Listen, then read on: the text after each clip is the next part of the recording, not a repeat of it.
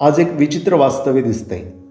मुलीकडचे पाहायला आल्यानंतर पहिला प्रश्न करतात, शेती किती आहे?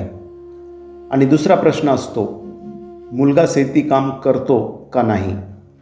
म्हणजे जमीन हवी, पण जमिनीवर घाम गाळणारा मुलगा नको.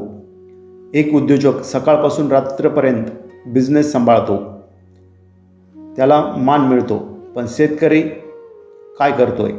तोही गुंतवणूक करतोय, बियाणं टाकतोय, खत टाकतोय, पाऊस, वादळ, दुष्काळ यांच्याशी लढतोय आणि शेवटी संपूर्ण देशाचं पोट भरतोय.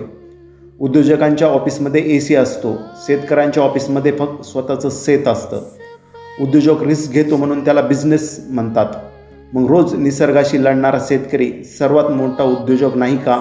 आणि एक गोष्ट लक्षात ठेवा, कोरोनाच्या काळात मोठमोठे बिझनेस बंद पडले होते, कारखाने बंद होते, ऑफिस बंद होते, संपूर्ण जग घरात बसलं होतं. लोक दिवसातून 3 वेळा जेवत होते.